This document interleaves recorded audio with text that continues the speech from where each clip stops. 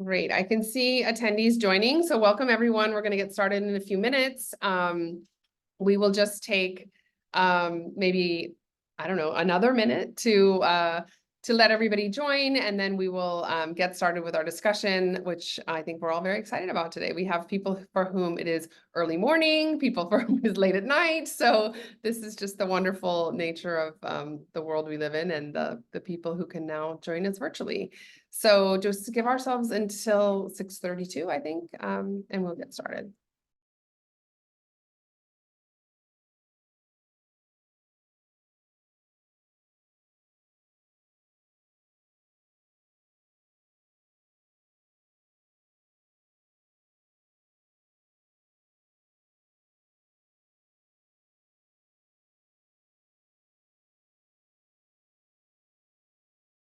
All right, great. Thank you, everyone, for joining us. And I'm just going to get started with some introductions. Let me just share my screen, and then I'll talk a little bit about what we are doing today.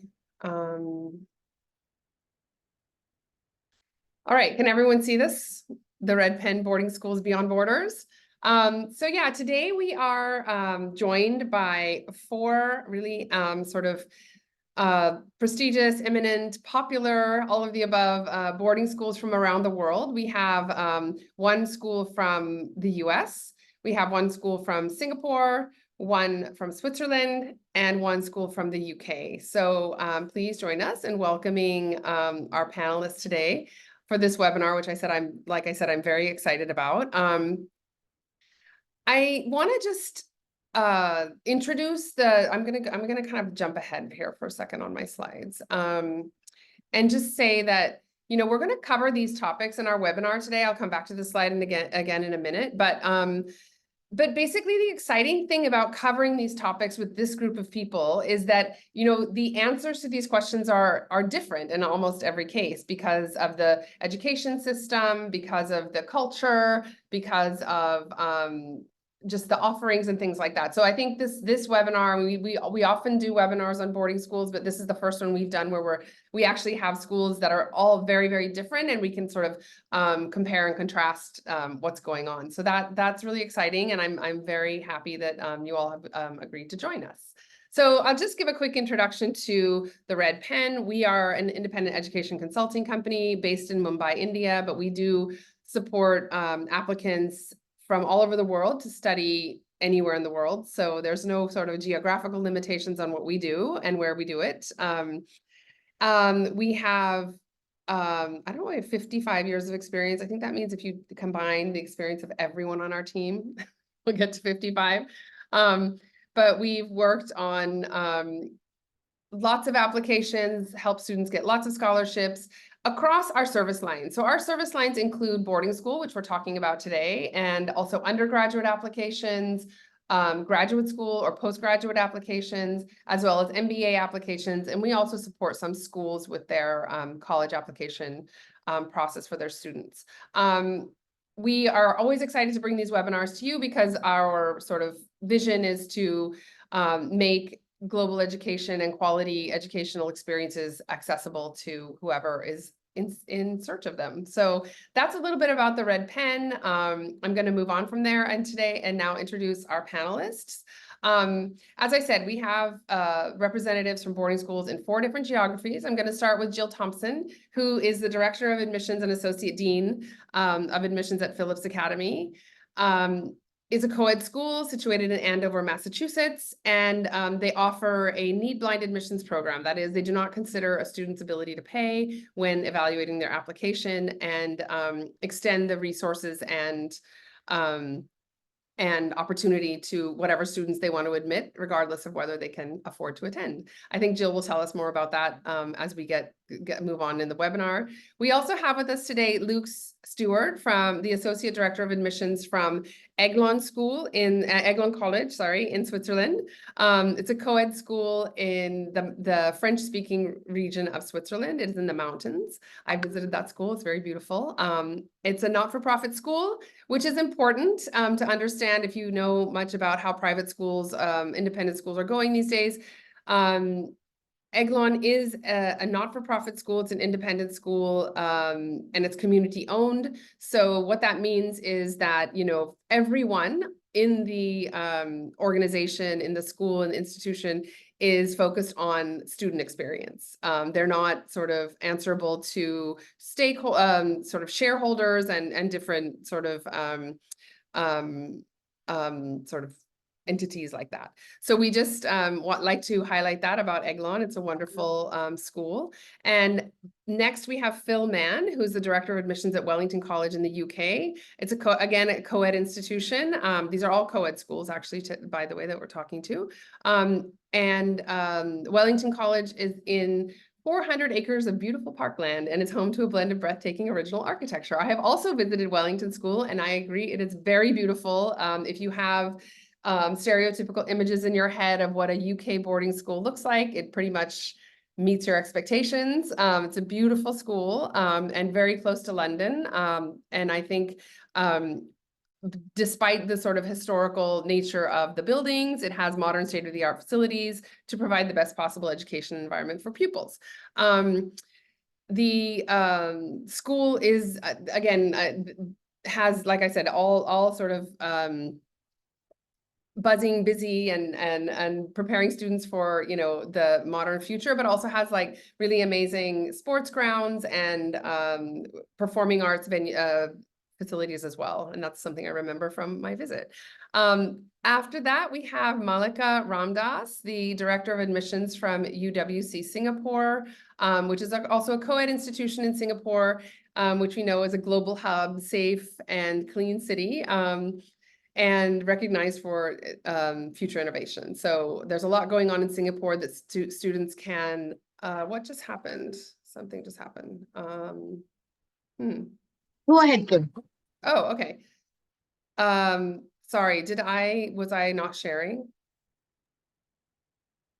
Yeah, go ahead, yeah. Sorry about that. Okay, let me, just a second. Let me go back to my notes, which I think is what you were seeing. Anyway, Malika, back to Malika, UWC Singapore. The interesting thing about UWC Singapore is there are 2 campuses which host both day students and boarding students, and has 2 separate boarding facilities. So Malika will talk more about that, and also their curriculum. So moving on, I want to just again welcome all of you. Thank you so much for joining us today. I see you wanted me to move on. Got it. So these are our panelists.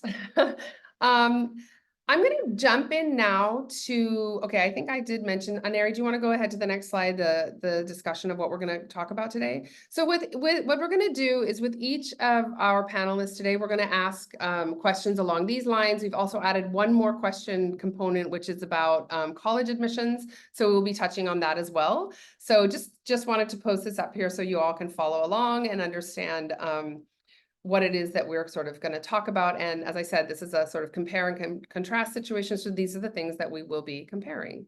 All right, so I want to ask each of you to talk a little bit for a few minutes about your curriculum. So Jill, your school offers the American high school curriculum. Can you please explain a little bit to our audience about what is that curriculum like for your students? And Aneri, I think you can stop sharing the slide. Yeah, thank you. Great. Thank you. Yes, absolutely. So Andover is considered one of the most rigorous schools in the US. And we are an independent school, which in the United States means that we have the ability to be flexible with our curriculum, and our students don't have to take any sort of state mandated or country mandated tests. So we can be really flexible in our pedagogy, which is very important, especially because we have incredibly bright kids who really want to be challenged and go beyond the levels that they would be able to do in their home schools or their schools near their homes. So we offer 24 different subject areas, including 8 different foreign languages. Typically, students will take about 5 or 6 courses. 5 would be considered a very full load here, though we do have sometimes students taking some requirements that means that they'll take 6 in a term. We are on a trimester system, so students are able to get quite a bit of different courses in. One of the things that we're really known for is having really deep programs. So students can come and go usually about 2 years beyond the AP level in pretty much any subject area on our campus. If you looked in our course of study, this is one fun factoid. While we're one of the schools that started the AP exams in the US, we actually don't have many remaining courses in our course of study that are labeled advanced placement or AP. And that's because if you use that label, you have to really subscribe to a very set test and sort of teach to the test. And our teachers tend to find that they like to go actually usually often beyond what's offered on the AP exam. So we don't have many that are labeled as such, but most of our classes would prepare students for taking various AP exams. We have a 1 through 6 grading scale. It's pretty unique to us within the United States, where 6 is high and 1 is low. And we work with students certainly offering support if they're struggling in courses. And then finally, I would just say it's probably not really about what we teach necessarily. Again, I mentioned all of those different subject areas, including things like interdisciplinary studies. We even have an couple of architecture courses. So lots of really interesting things, but it's more about how we teach it.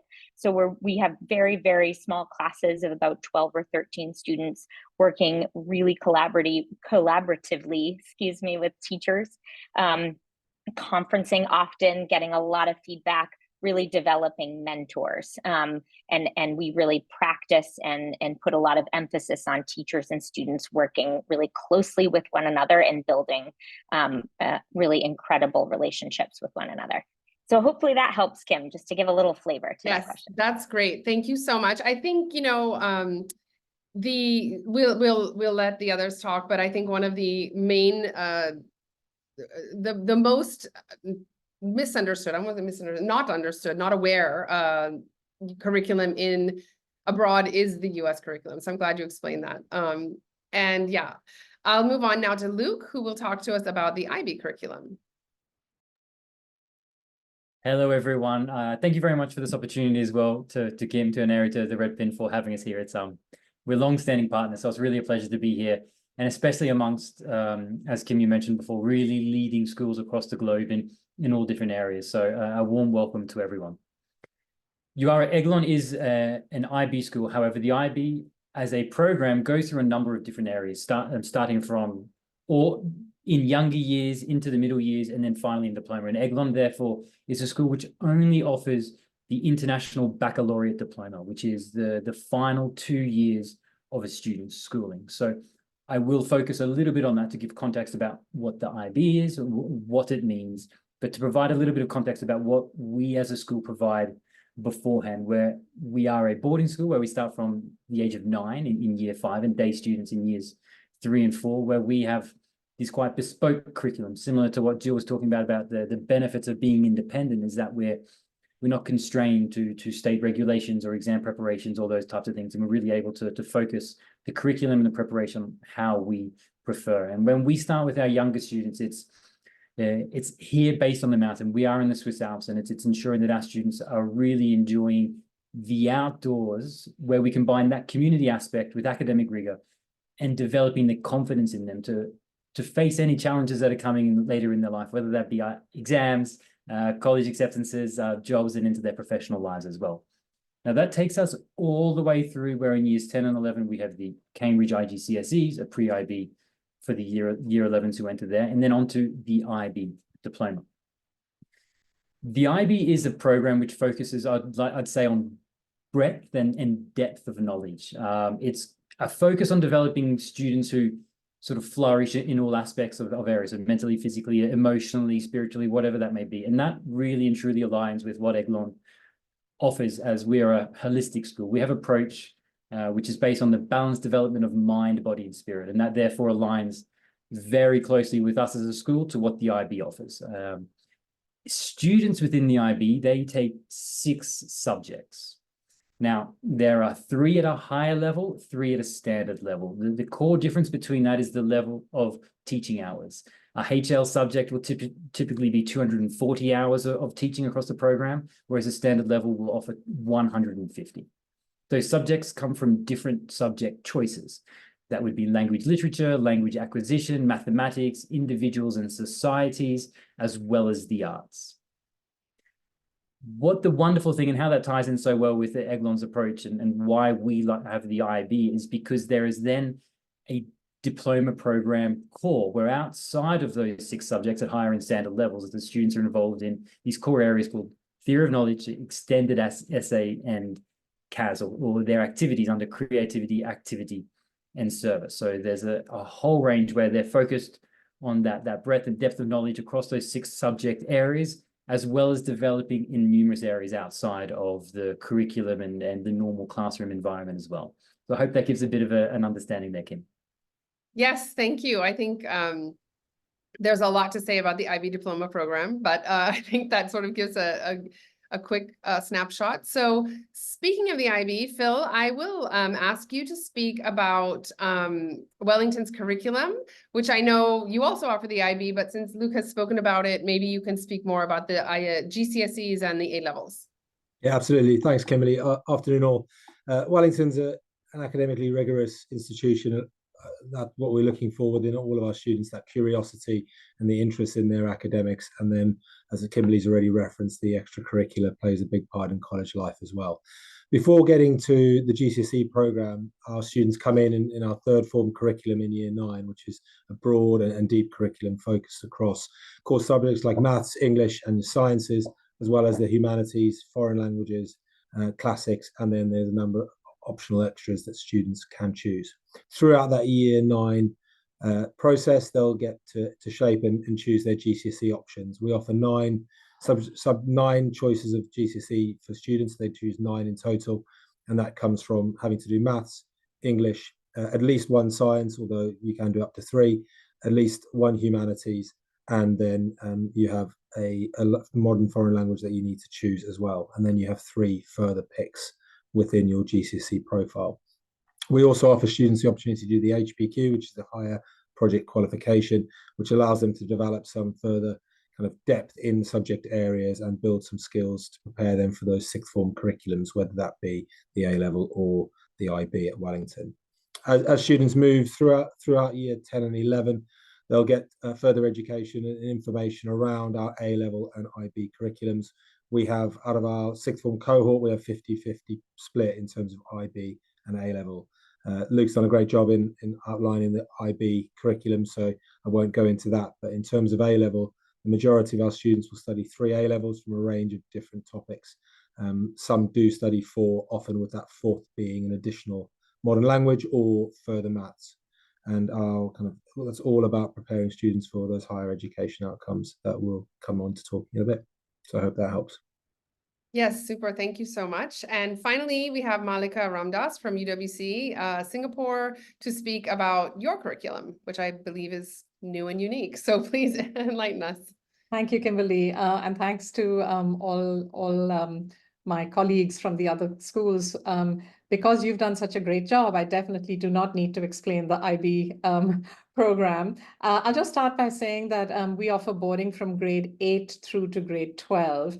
And that means that students coming in to grade 8, which are our youngest boarders, will be taking the end of our middle school program. So our learning program is divided into 5 elements, and they are academics, activities, outdoor education, service, and personal and social education. And we actually we consider all of these elements to be equally important. Academics occupies the majority of the school day, of course, but all of those other elements are equally important at UWC. So we have a bespoke curriculum that has been developed by our own faculty. We're a big school with 2 campuses in Singapore. We're also actually the oldest school in Asia to offer the IB diploma.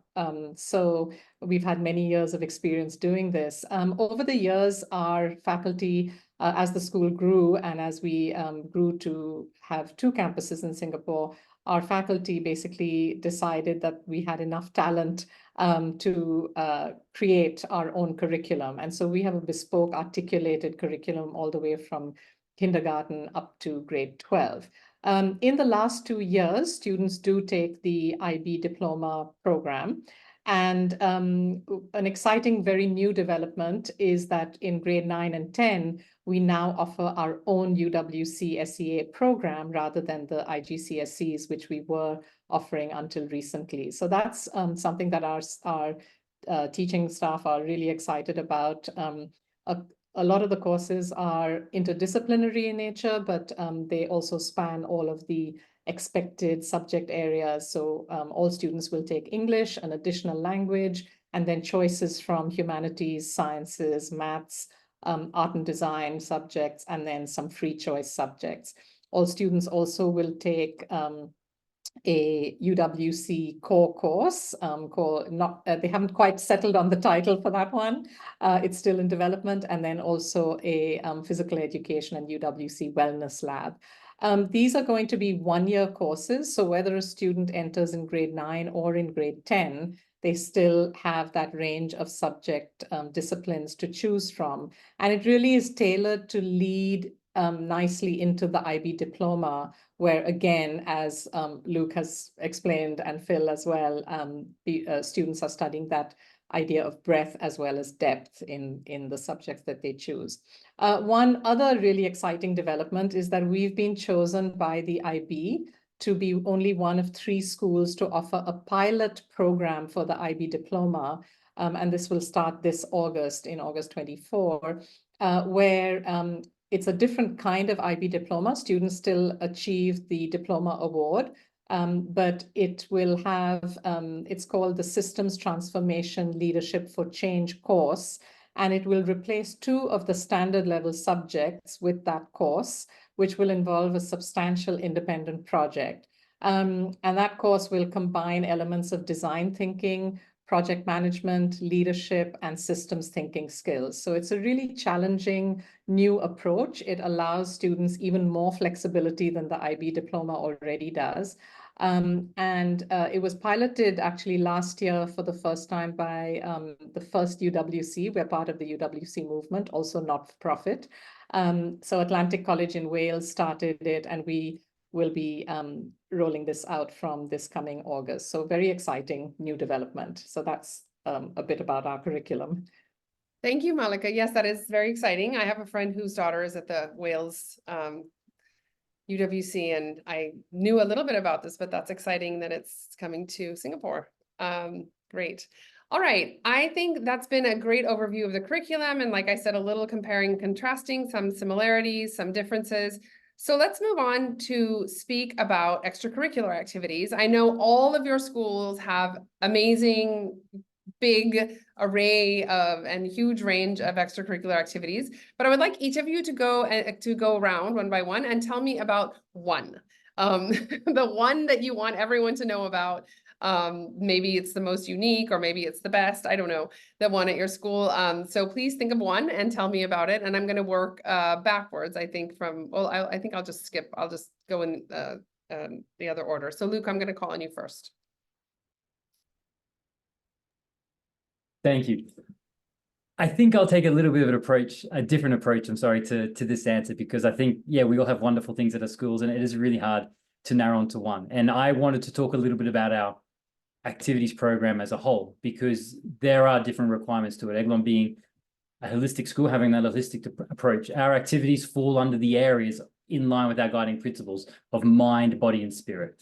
So I think, I mean, it's very easy to talk about MUN or robotics or horse riding, and there's incredible things that we do, but I think it's a wonderful thing to mention that students can continue to follow those passions, whatever thing they want to really follow, to take to a high level, or just to enjoy as much as they can, because they've been doing that for the rest of their lives. But that they have to be involved in all areas across that activities program each academic year. So let's say they're in body and they're involved in the thrift store, which is recycling old clothes and bringing it together, and then selling that back to the community, focusing on charitable organizations. There's also sustainability, but then they need to be involved in mind activities, and they need to do something in body, and that's the true value, I think, of the activity program at Eglon, is that there's so much breadth to it that you could be involved in the mountain biking activity where we make the most of our location. But then you might be also doing the elderly lunches in the local village, and every student is required to have experiences in all of those three areas. So although I may not mention one specific activity, I wanted to mention that approach where every student is going to be able to follow their passions, but then have the ability and the opportunity to try things they've never done before as well. Great, thank you. So that's actually quite interesting about how everyone has to do a little bit of everything, not just one thing, not just the best thing. So next I'm going to call on Phil. Phil, why don't you go ahead? Thanks, Kimberly. I'm going to take Luke's approach and go a little bit off piste with this one. I suppose the one we all, I think, have commonalities across the breadth of our co-curricular programs as schools, but one thing particular to Wellington is that across all of those strands, there's a real focus on participation and performance. So depending on you as a person and what your driver is in one area, you can access either that performance element of a program or general participation program. So whether that's your sport, your music, your drama, creative arts, global citizenship, which is all about character education and service leadership, Wellington provides our students and challenges our students to get involved and to make the most of the opportunities available. Whether that's you've got quite a narrow focus on being an elite cricketer, for example, or whether you just love being part of a community choir or performing on an open acoustic night in one of our cafe spaces for other students. There's opportunities at different level and at different stakes for all members of the Wellington community, whether it's house-based events or kind of elite events when you represent the school at the highest level at different platforms. So I think participation and performance cohabit together at Wellington and do it very, very well for our students. Great, thank you. Yeah, that's an interesting, different approach, but like I said, we are comparing and contrasting. So let's next I'll go to Malika and ask about UWC. Thank you.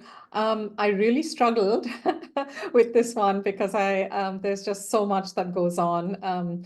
However, I think I want to highlight, I'm going to try and squeeze in two. This is a bit of a cheat, but I want to highlight something which really links very, very strongly to our mission at the college as a UWC, which is to make education a force to unite peoples, nations, and cultures for peace and a sustainable future. And one of the activities that has evolved over time is something called Initiative for Peace, where our students in grades 11 and 12, particularly grade 11, they spend time learning about those concepts of peace and conflict resolution, and they plan a conference that brings together people from an actual community, either a conflict or a post-conflict community in some part of the world.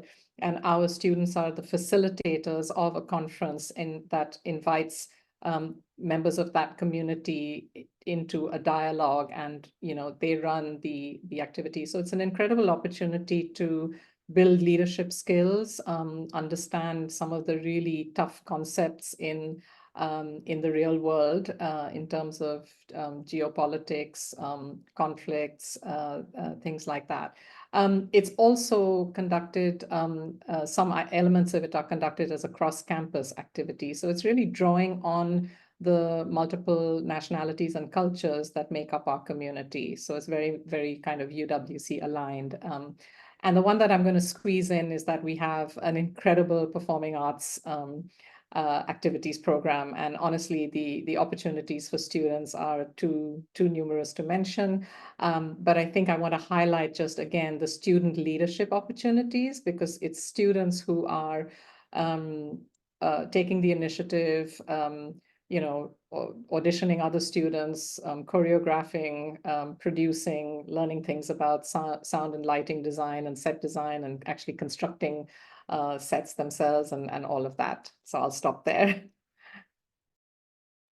Great, thank you so much. That is a lot. So I'm going to move on and ask Jill to say some more. And yeah, absolutely. All of these schools sound so wonderful. It's great to learn about them as well. I'm going to sort of focus in on our athletics program. This is something that is core to to our program. So the two things we actually require of students at Andover are to participate in our academic program, which they're very eager to do, and also in our athletics program. So these are the two requirements. On top of that, you can pick and choose if you'd like to be involved in music or community engagement or whatever the case may be. But these are the two things that are required. So I'm going to focus in on athletics. We actually do ask students to participate in athletics every single term. So fall, winter, spring. Students have to choose something to do.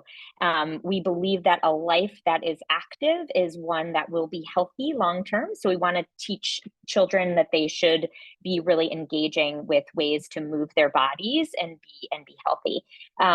So we have a variety of different choices. And I always think about how we've got lots of kids who come here and who are so excited about athletics that they would want to play it every single term, and they want to go off to college or university and actually play. We've had kids go on and play professionally. So we've got some athletics enthusiasts, but we also have some kids who come here and frankly want to avoid the athletics program as much as possible. So we have to provide something for everyone. So certainly we have a lot of athletics that are at a really high level, very competitive interscholastic athletics that prepare students to go on and play in college or university programs. And then we have lots of intramural athletics and life sports is what we call them. So things that you can pick up and do. We also have lots of kids who will try something new, a new sport when they come here.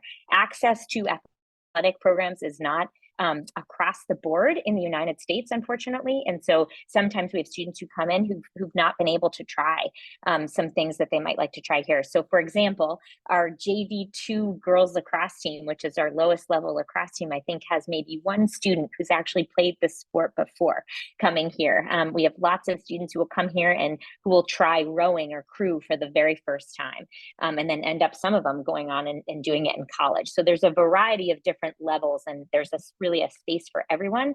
And then, so we have things that you might imagine like soccer or football, whatever you like to call it, cross-country running, ice hockey is very big, and squash, lots of competitive sports, but then also things that you might not expect that we would offer. So we have an offering called hiking and writing, where kids literally go on a hike, sit down and write. And then we have things like ultimate frisbee, and we have spinning on a bike, things like that. So kids can really find something that they'd like to do and enjoy. And one of my favorites actually is we have a dog walking athletics activity for kids. So they will walk the faculty members' dogs around campus. It's actually one of the most hilarious things you'll see. This big group of kids and all these different dogs.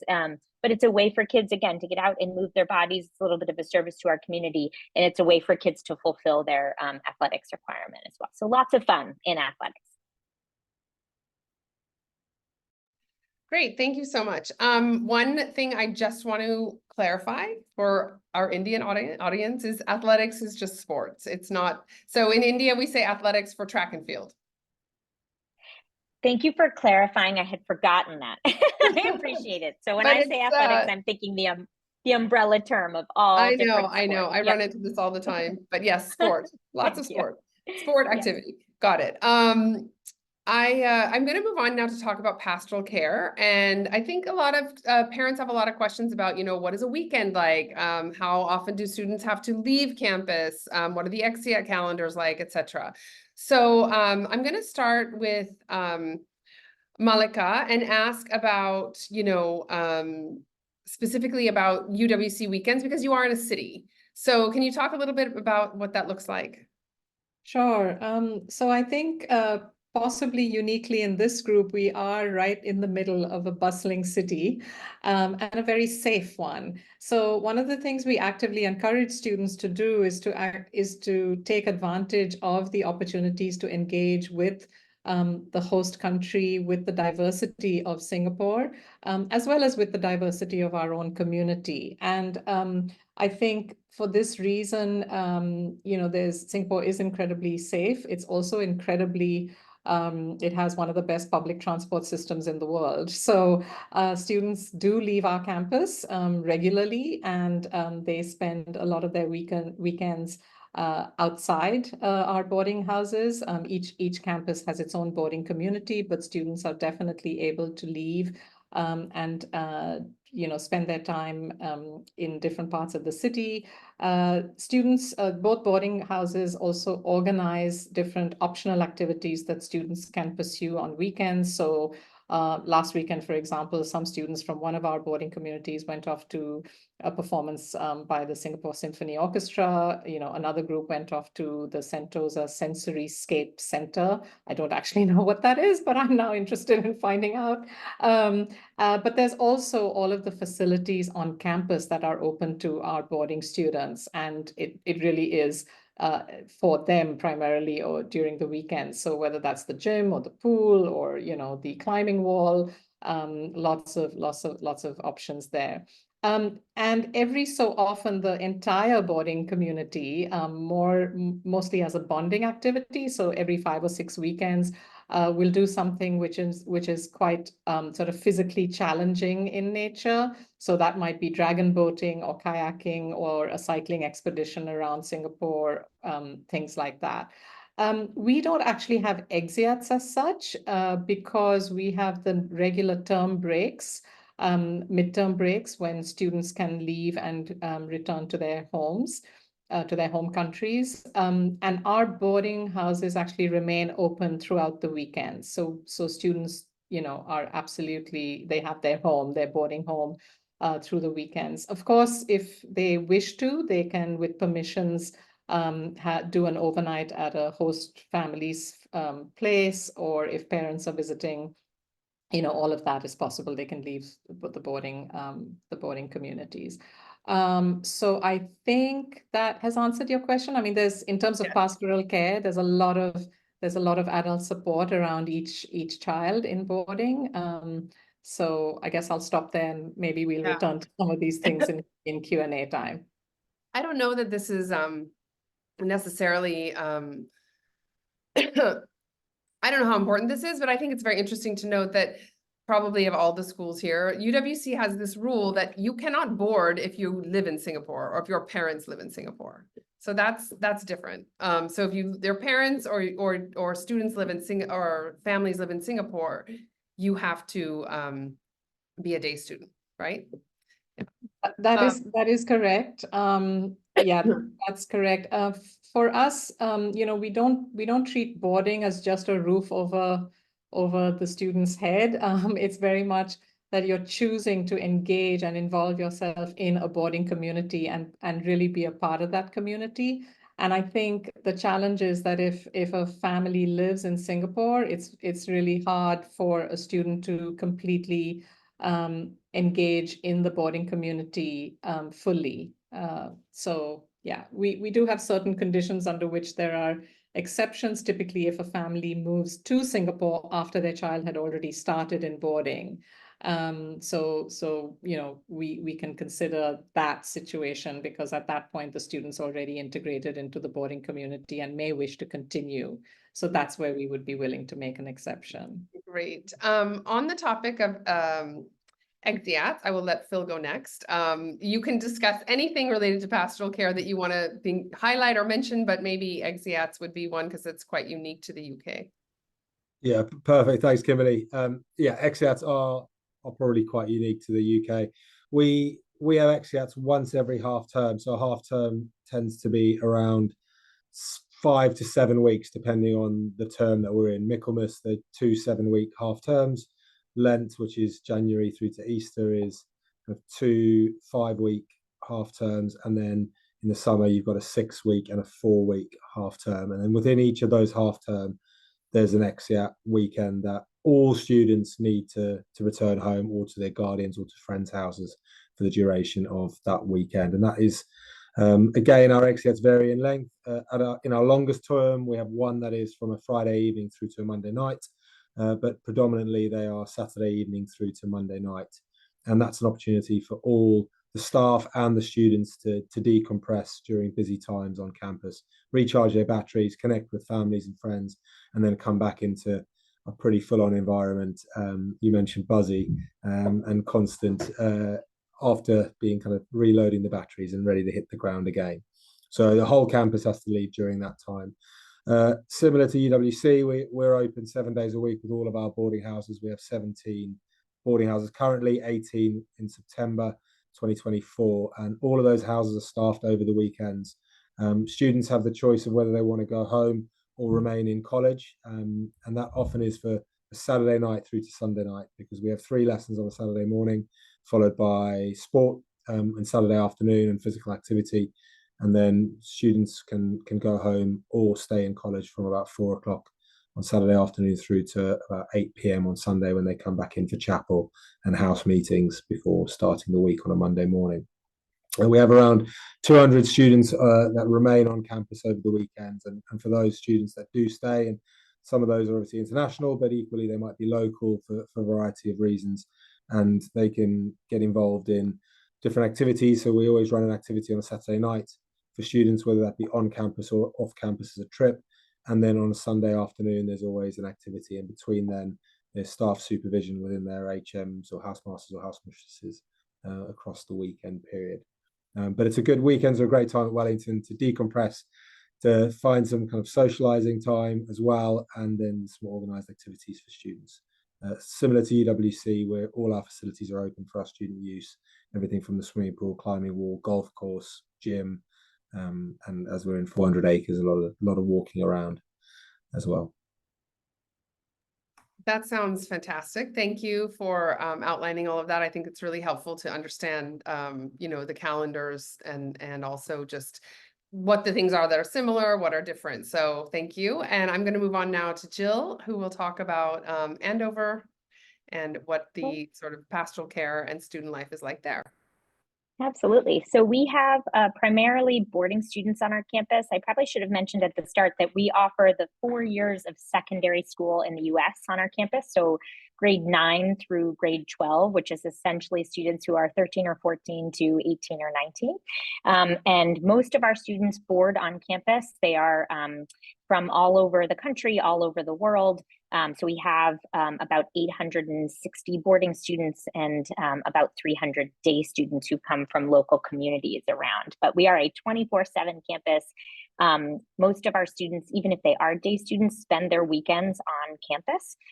So that's a really important part. We sort of invite those day students into all of the activities on the weekends, and life is really centered for all of our students on campus. So they plan a lot of weekend activities to draw the kids out into, they work so hard during the week. We want them to have a lot of fun on the weekend. So I was just pulling up last weekend's list of activities, and it was everything from a book festival at the library. They had some fire jugglers on campus. I didn't get to see that, but that would have scared me a little bit. They had a talent show. They had a senior recital for a student who is playing the piano. They showed a couple movies. They had mozzarella sticks in our student center, which really is an attraction for kids. Anytime there's food, kids will be glad to leave behind their work and come and grab the food. So the weekend activities and the things that we offer to students outside of academics are really critical to our kind of mission of having kids engage with one another from all over the country and all over the world. We do have a variety of different dormitories. So we structure our dormitories in 9th and 10th graders, our younger 2 grades, and then 11th and 12th graders live together. There are adults and faculty families who live in all of these dormitories, who live with the students. And then one of those adult faculty members is the point person for the student and also for their family. So as families, if you have questions, you'd go directly to that point person, that adult who's managing, overseeing your student in the dorm, if you have any questions or have a concern or anything like that. So hopefully that gives you a little bit of a sense of, I would say for lots of kids, this is really the thing they love the most. They come here for academics, but they really love living with their peers who are equally bright and engaged academically, and who also want to take advantage of all of these other things that we have to offer. Great. Yeah, it sounds like these all sound like such dynamic and exciting places. Luke, do you want to say a little bit about what it's like in the mountains?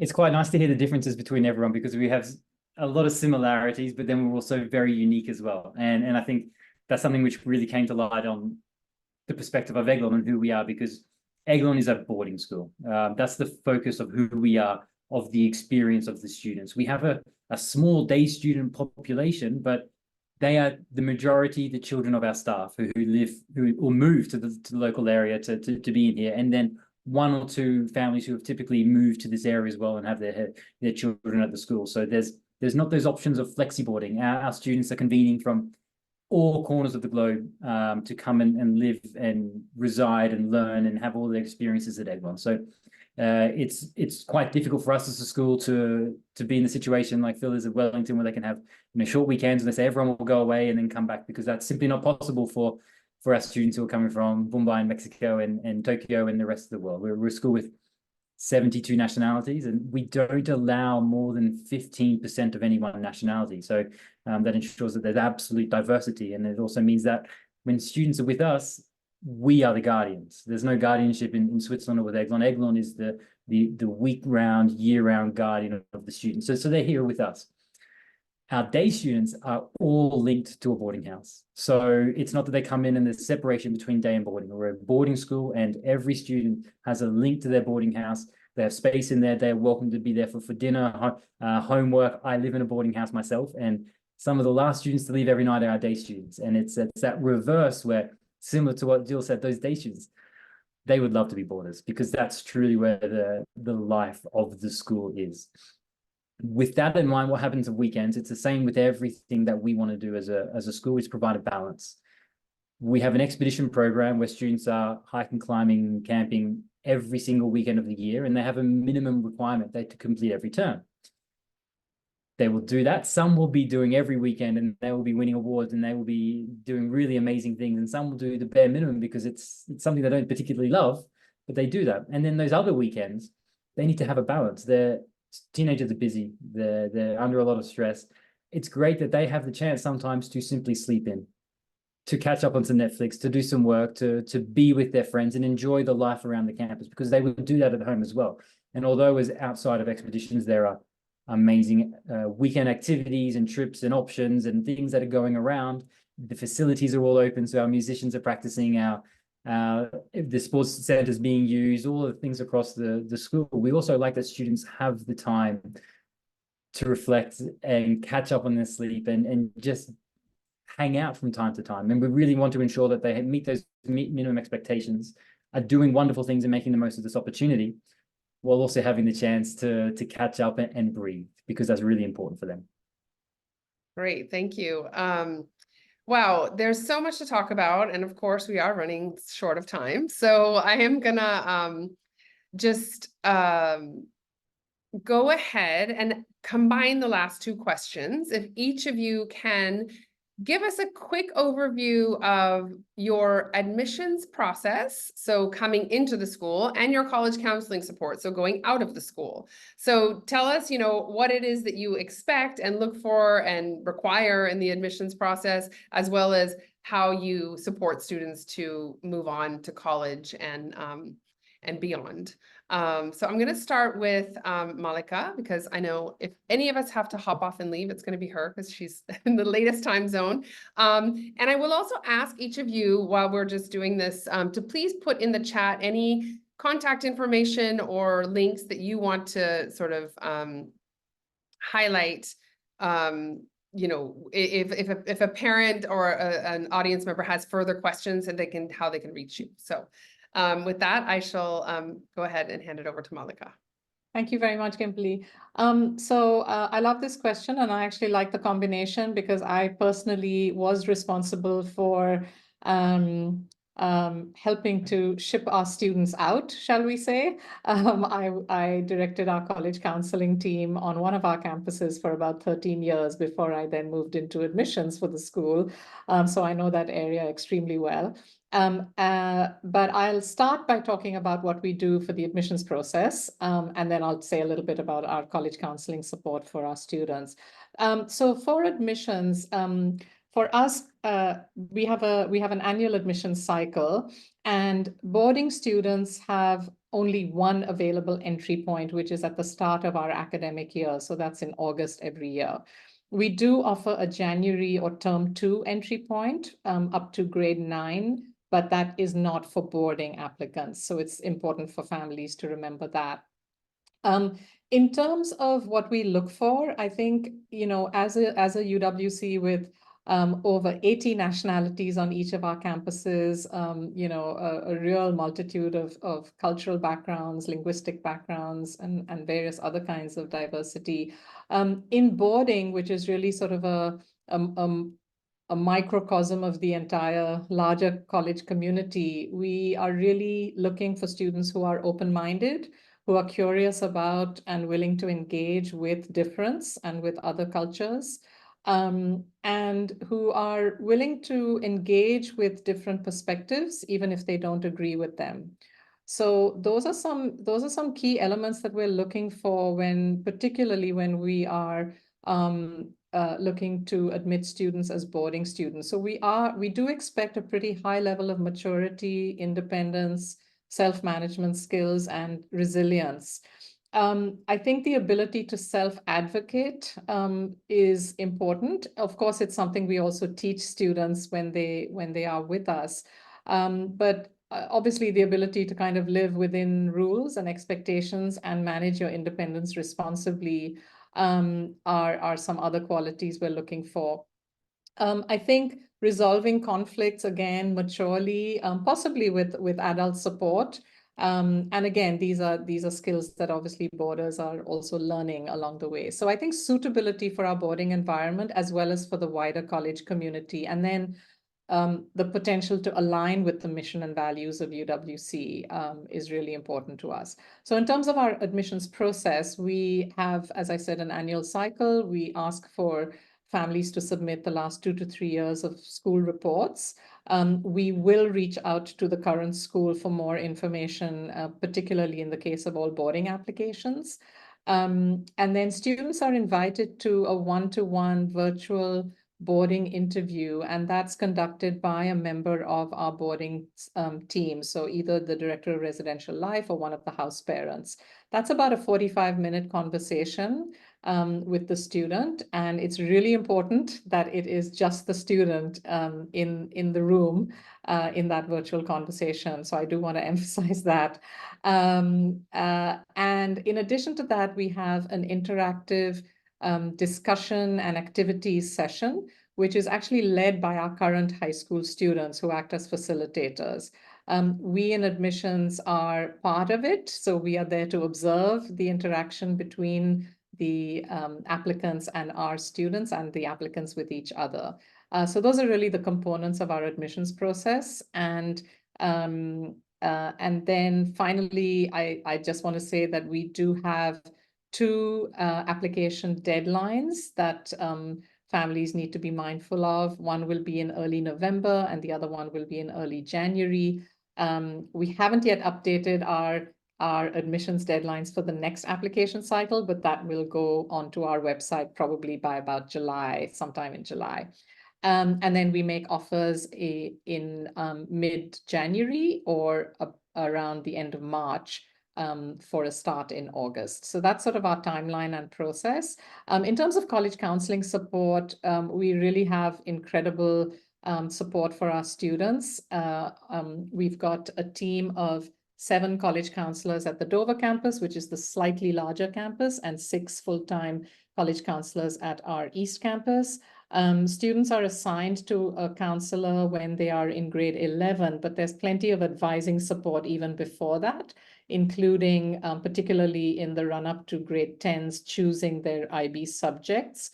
So a lot of support, and families are welcome to meet with our college counselors as well in that process, or at any point in their students' advising journey, particularly in grade 11 through to grade 12. We have students go to about 20 or 25 different countries in the world. The vast majority of our students do go on to university. Those who we have quite a sizable number who choose to take a gap year before going on to university. The 4 most popular country destinations are the US, UK, Canada, and Australia, but actually Europe is really gaining ground in recent years, and also different parts of Asia. We have all of that information about our college placement on our website, and I'll try and put the links into the chat in a little while. But really incredible support, and I think we empower students to kind of drive their own process, but that's very well scaffolded with a lot of support from our college counseling team. Thank you so much. I'm going to move on and ask the rest of you to just quickly give us the highlights of the admissions process and the highlights of the college support, because we just have 5 minutes. So Jill, go ahead. Okay, great. And I'll focus on the admission process because I'm going to put a link in the chat to our school profile, which is produced by our college counseling office. But in short, that part of the process, as kids leave, as we ship them off, that we have 13 college counselors for working with our senior class of about 330 or so students. So it's a very well-staffed office, and I'll put that resource in the chat. It's really produced for the colleges and universities that our students are applying to, but I think you'll find it interesting. So I'm going to focus more on our admission process, just to say that we practice holistic admissions at the vast majority of independent schools in the United States, which includes a variety of different pieces, everything from some writing pieces from the candidate themselves, to recommendations from the school that they're coming from, to an optional interview. We also will actually be returning to requiring standardized testing. Primarily, we see the secondary school admission test or the independent school entrance exam. And so students who are applying to Andover and other boarding schools in the United States would take typically one of those 2 tests. We also, I should also just share, as I mentioned, we admit students to every grade level in secondary school, so 9, 10, 11, 12, and we also have a postgraduate program. And really what we're looking for is kids who are excited about being in an intentionally diverse community, who love school, love to do homework, really want to be stretched, and who have sort of the most to give to our community, as well as that they'll get a lot out of it. And Kimberly mentioned at the very beginning our need blind admission program. So we're really bringing kids together from all sorts of different backgrounds. This is a pretty unusual thing in the United States to have a need blind admission program. So we're really proud that we're bringing kids from all over the world of various socioeconomic statuses, and that makes for a really, really interesting community. So that's what we're focused on in our admission process. And again, I'll put a couple links in the chat for you. Great, thank you. I guess we have more than 5 minutes, I was just told. Sorry about that. So, Jill, you can add I still have more questions for all of you, so you can add. But let me move on to Phil. Phil, do you want to talk about the admissions process at Wellington? Yeah, it sounds very similar to Jill's, and it takes that holistic approach. We're trying to get a real understanding of every single applicant that comes through to ensure they're going to be happy on campus. And if they're happy and they settle well, they'll be able to thrive both inside the classroom and as part of the community within those co-curricular elements we spoke about. We have 3 entry points at 13+, 14+, and 16+, and the commonalities across those are we get a reference from their previous schools. We look at a bit of writing work, particularly for 14 and 16+. We look at some standardized test scores, and then we will have an online interview with one of our HM teams, so housemasters or mistress team in that. And that's just to establish, as I said, to ensure that that student is going to bring a huge amount to campus. They're going to want to get involved in all the opportunities that are available at Wellington. They're going to be a good citizen. They're going to share our values. They're going to be a really encouraging classmate or housemate within the boarding communities, and that they are going to cope in the classroom. We appreciate that, you know, there are people that are top of year groups academically and in that bottom quarter. We just want to make sure that wherever you position, you're getting self-esteem from a particular area of college life, whether that's academics, co-curricular, boarding life as well. So I'd say those are our kind of common themes across our admissions process. I'm happy to put a link in the chat with all of the timelines, as certainly the 13+ one is quite complex because it starts, we're crazy in the UK, it starts kind of 3 years out in year 6 for a year 9 entry. So it is complicated, but there's some brilliant resources on our website that can steer families. In terms of our kind of higher education support that we give our students, it is extensive, similarly to the other schools. Each of the students will have kind of centre point with their housemaster or mistress, and then they'll each have an individual tutor throughout their sixth form experience. And that tutor will have probably 5 or 6 students that they work with within that boarding house. If they're looking to go to Oxford or Cambridge, a separate team kind of comes in of counsellors to support them on that. And likewise with the US and European universities, we have extensive kind of teams and counselling teams within those niche areas. 22 of our students went to Oxford or Cambridge, or leaving to go to Oxford or Cambridge this year, and 10 into the Ivy Leagues in the state, with another 20 students also having places in the US. So our biggest destinations for Wellingtonians are UK and the US, and across kind of the UK, you're looking at the top UK universities: Oxford, Cambridge, Bristol, Edinburgh, Durham, LSE, King's College London, Imperial, St Andrews. So hugely popular. They get lots of support. Excellent, thank you.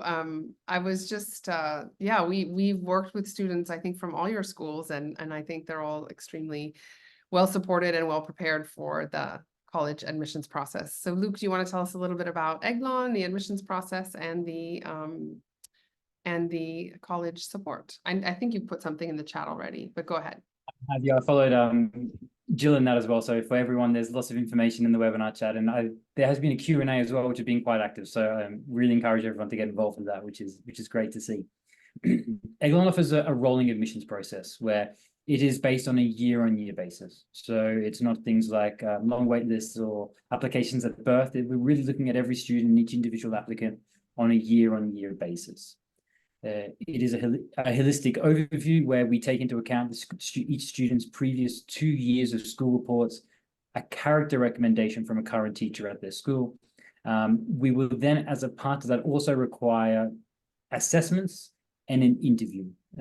My advice for every family out there, and this is for all schools, that when you're looking at a boarding school, you should take the chance to visit. You truly get a unique understanding of the environment, of the place, if you can see yourself happy there or not. And take that opportunity to do your assessments, and particularly your interview there, because just as though there's a webinar like this where I get the sense that I'm having some delays with my internet and things aren't as clear, that can be the same for your interview. And you're always going to get yourself across much better in person. So my recommendation is take the time, visit the schools, and do that as much as you can. And that's actually a process that we move towards moving from next year. Is our final entry point is into year 12 or grade 11 for US counterparts. So for those final 2 years, and we will be requiring students take their assessments and interview in person on campus, because it's such key years in a student's academic life and their career to order to prepare them for the next stage of their life. And you truly need to ensure that it's the right place for you, that we're the right school for you and you're the right student for us. And what I would say is what we are looking for when we're reviewing applications is students who are confident in themselves. They're going to be coming into the difference, I think, that we would say between the US and the UK and Switzerland is it's not a melting pot, it's a salad bowl. And that's where every little piece of salad, every ingredient that goes into it is mixed together, but maintains its identity and doesn't have to blend in and come into everything. And we want students who are comfortable and confident in who they are and wanting to contribute their personality, their interests to our community. And because that truly is the strength of our community, is that diversity. And Eglon is a school where the more you put in, the more you get out. So it's those students and those families who truly commit to that holistic approach of getting involved in as much as they can. If I move very quickly to the University of Advising, and there are links in there for the webinar chat, both to our page and the school profile with more detailed information about academic results and acceptances. But we have an outstanding University Advising department with 4 full-time counsellors. So last year we had 75 students graduate. They received acceptances in 10 different countries. So it's truly a global perspective for all of our students out there. The US has historically and still remains one of the most popular destinations, followed by the UK.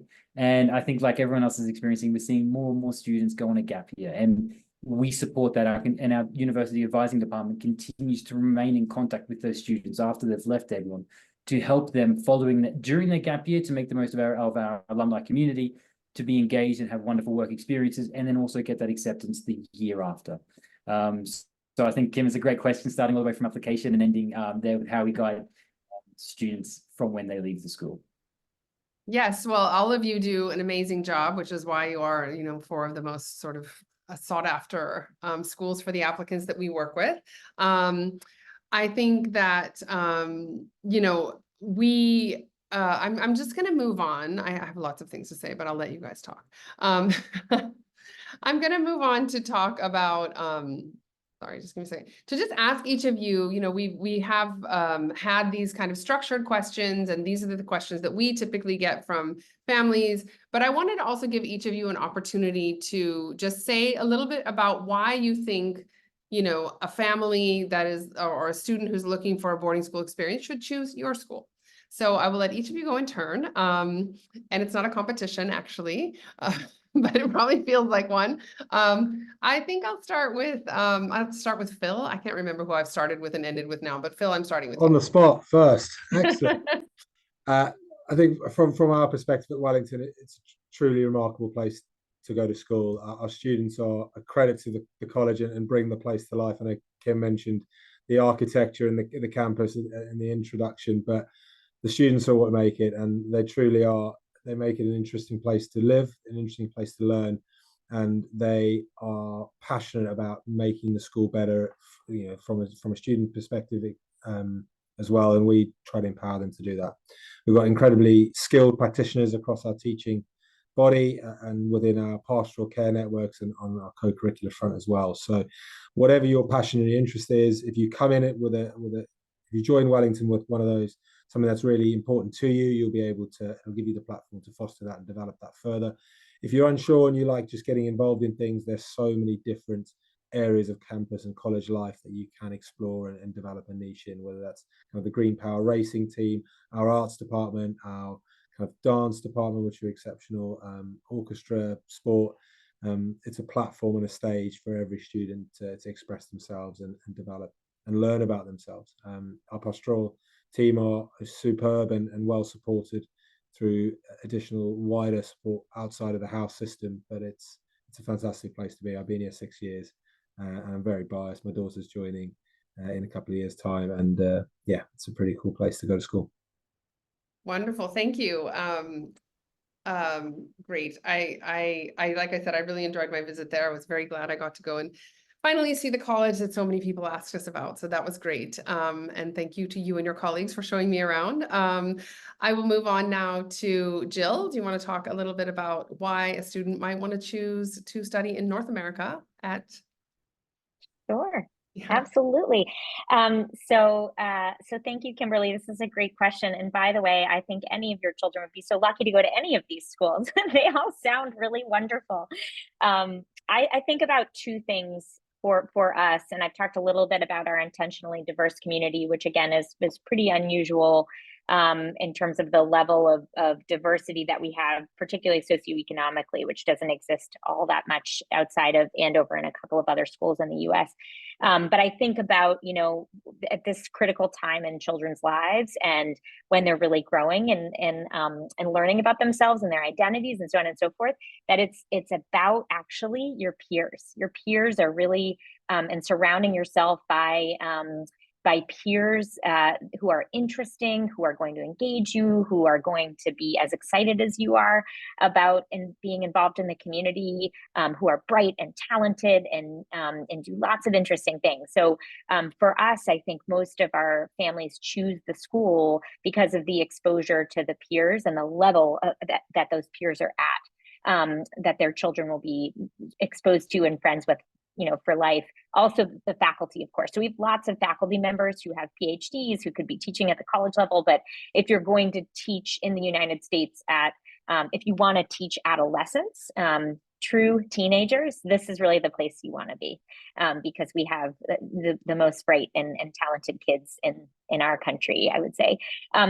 The second thing I would say is if you're thinking about long-term going to a US college or university, I would advocate for an earlier transition to the US educational system as opposed to a later one. So that when you come to Andover as a 14, 15, 16-year-old, and you're making that transition, which can be a little tricky if you're going from one really different place to another, one really different educational system to another, that to have those supports in the form of adult mentors who are going to help you along the way, that it's best actually to make that transition to the US system if you're planning, again, on a US college or university, potentially at a younger age.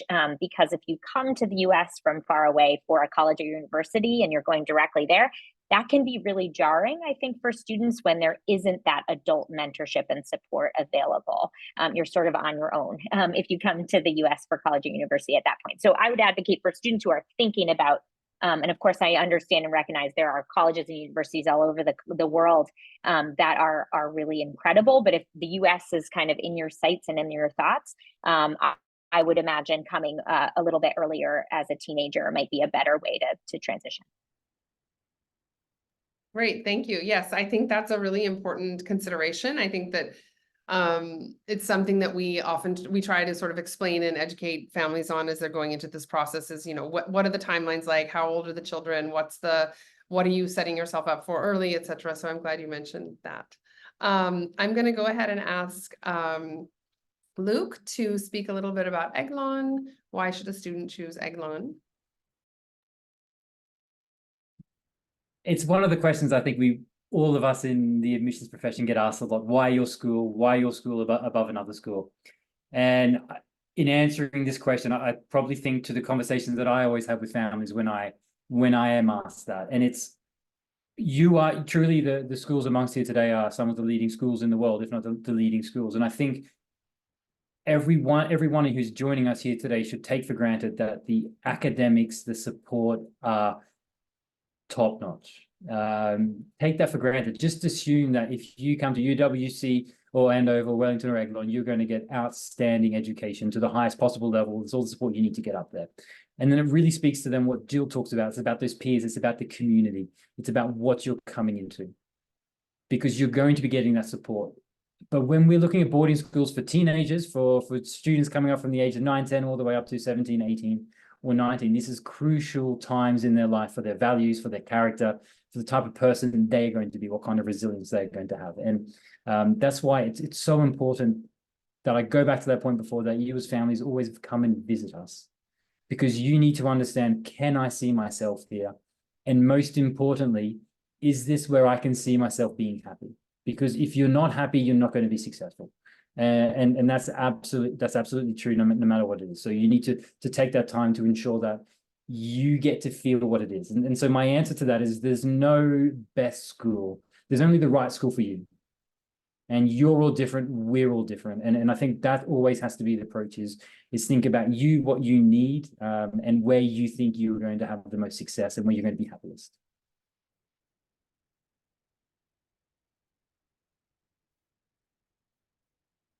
Thank you, Luke.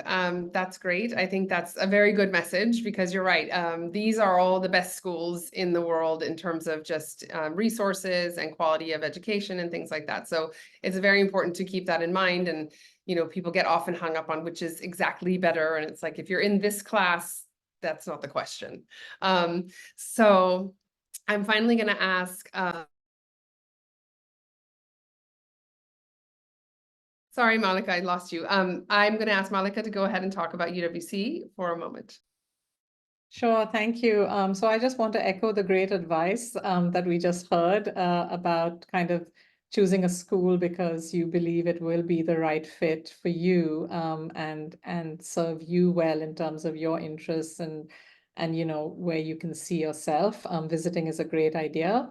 I think in terms of what I would highlight, to me, you know, what I've seen over my many years of being at UWC, both as a teacher as well as actually a house parent many years ago, and then more recently in admissions, is I think I really see that for our students who come to us, and particularly actually for our boarding students, it is a truly transformative educational journey. We have a lot of our alumni who have really kind of a lifelong connection to the college in a way that is very hard to describe, but you can feel that palpable energy and connection and excitement when UWC alumni reconnect with each other wherever they are in the world. And that alumni network is also a huge source of support to current students. So we have incredible mentoring programs, careers fairs, where our alumni come back either in person or virtually or both. We also have an alumni relations team that works really actively with alumni who are willing to provide internship opportunities, company visits for our students to just get much more of a feel of the real world. But over and above all of this, I really do believe that our students develop a deeper understanding of self and others and of difference, and are able to embrace those challenges about different perspectives and different cultures in a very kind of practical, lived way through their experiences at the college. And then they go on to translate that college mission in various forms, depending on what career choices they make. And that's really exciting for us. It kind of gives meaning to the whole UWC project. So I would encourage our audience to read some of our alumni stories on our website, and just come and experience the place for yourselves if you can. So I think as my colleagues from the other schools have said, we're all really great schools. We have incredible opportunities, but you asked us to highlight a couple of reasons why you should choose each of us, and that's what I would touch on. And just as an anecdote, we did have a couple of boarding alumni who did meet during their years at boarding. Were not a couple at the time, but subsequently chose to, one of the pair chose to propose to the other back at the boarding house where they first met. So lifelong friendships and sometimes partnerships as well. That's great. That's always fun to hear about. Thank you, everyone. We have time for some questions, and we also have already gotten many questions. And the first thing I want to do here is I want to direct all the people in the audience to the chat, not the Q&A, but the chat, to see the links that all of you have put in the chat, and maybe just sort of save those links so that you can find them later and do more research on the schools. I think the other question that is there in the chat that I want to just highlight is someone is asking about scholarships. Jill has spoken about scholarships. So if any of the others of you would like to say anything about scholarships that your schools offer, I'll give you a moment.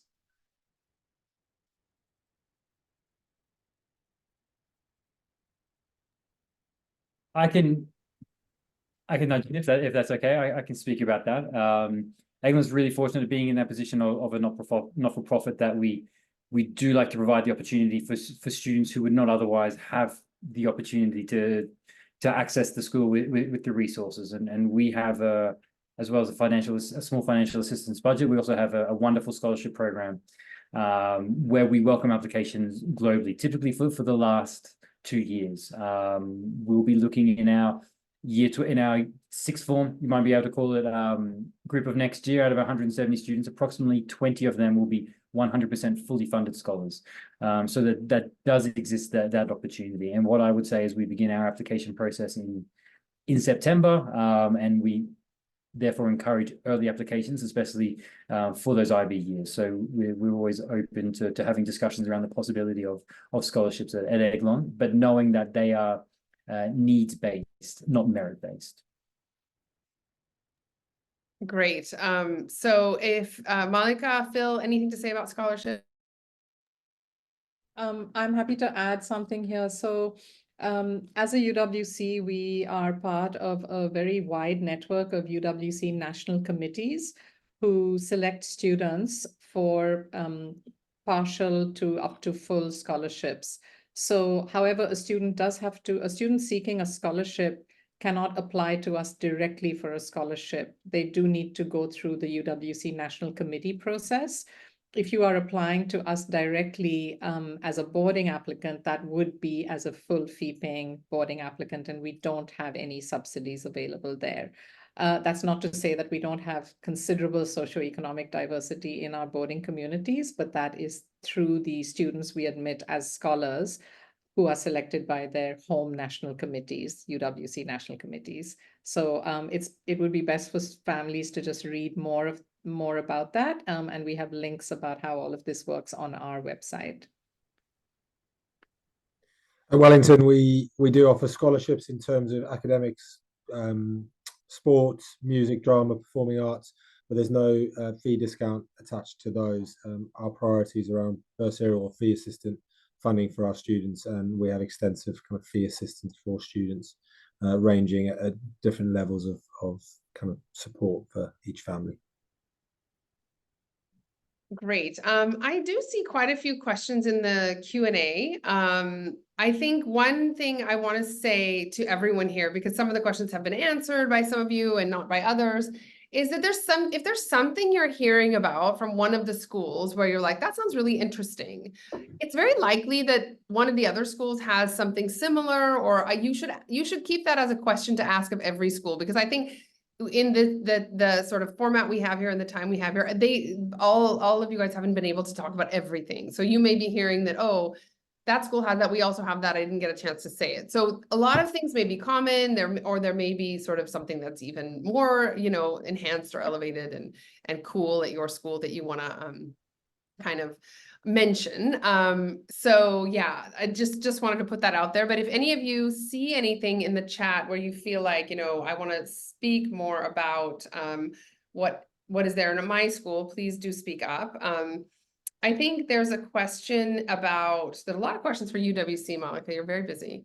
So there is a question about, can you describe a little about your campus? I feel like we've sort of covered that, but if there's something that any of you want to say that is maybe how you feel like you haven't gotten a chance to say, there's some interest in that topic of the sort of physical descriptions of your campuses. Is there anything else that I think needs to be covered? We have done food, I think food options. I think all of you sort of meet all kinds of food and dietary requirements. If anybody doesn't, please speak up. But I think we probably can cover vegetarian, halal, all kinds of different needs. And I'm just trying to see what else has been covered here. Yeah, I think we've covered everything. I think that is it for us tonight. Is there anything, if there's nothing else that anyone wants to say, this is the Q&A for, sorry, the Q&A. This is the appointment barcode for the red pen. If you'd like to speak to us more about these boarding schools or any other boarding schools, please, scan the code and make an appointment. We'd love to talk to you more about this. And I'd just like to say, one more thing, which is in the chat, we will post a Google review link. So if you enjoyed this session and you got something out of it, or you want to give feedback, please go to the Google review link and give us your feedback. We always love to hear from you.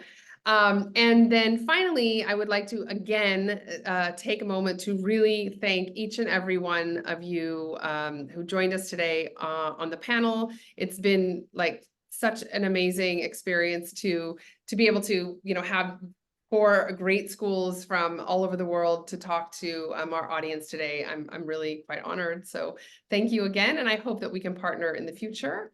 And I think that's all from me. Good night, good morning, wherever you are. Have a great day. Bye-bye. Thank you, everyone.